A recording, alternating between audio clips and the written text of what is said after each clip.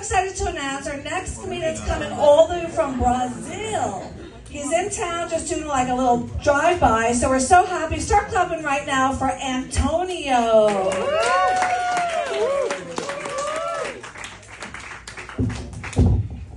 Hello.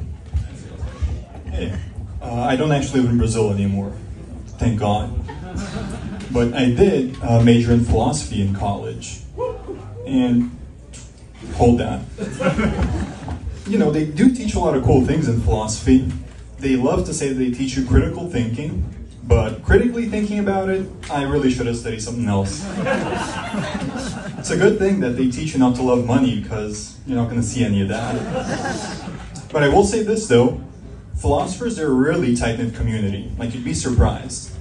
Believe it or not, but just the other day, I actually spoke with America's most prominent philosopher on the phone. I called, he actually picked up, and he said, "Domino's Pizza, may I take your order?"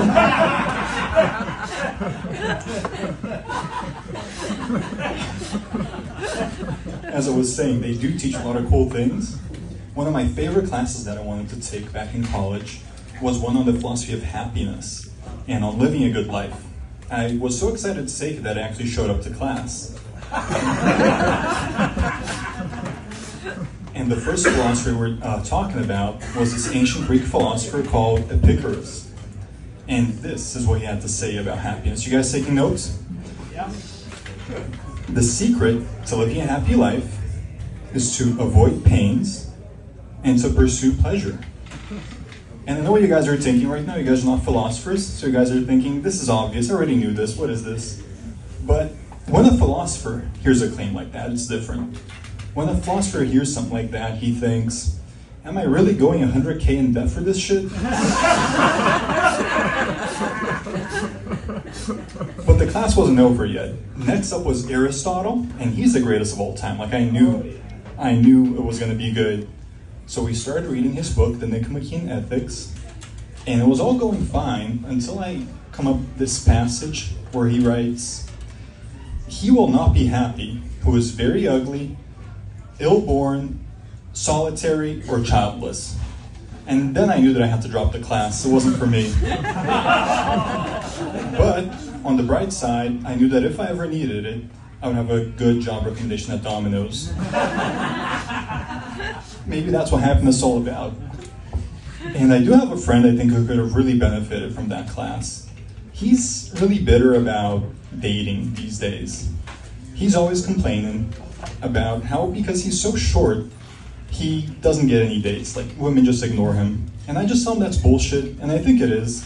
Like, I always think to my grandpa and my grandma. My grandpa, he's actually shorter than him. He's 5'5", and my grandma, on the other hand, she's 6 feet under.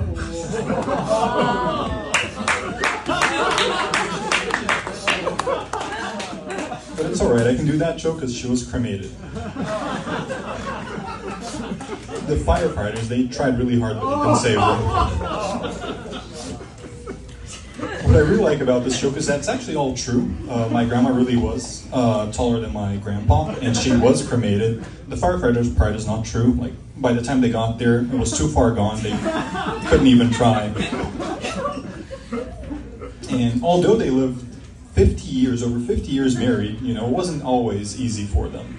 Because my grandma, when they were first started talking, you know, when my grandpa was first sliding in her DMs, liking her stories, she used to complain to her mom. She used to say, like, I don't know if I can date him, I like him, but if I date a guy that short, I won't be able to wear high heels. And her mom, she asked her, well, what would you rather have? A good man or a pair of shoes? And she said that she'd much rather have the heels. And she used to tell that story to me all the time because she had Alzheimer's. She always forgot that she had told it to me. Like, I think the ending of the story reminded her of the start of it. I would just sit there, of course, like a good grandson. But I would tune out, and I was just thinking, like, I really hope this isn't hereditary. And I knew that once, the answer to that once, but I since forgot. Thank you, that's all I got.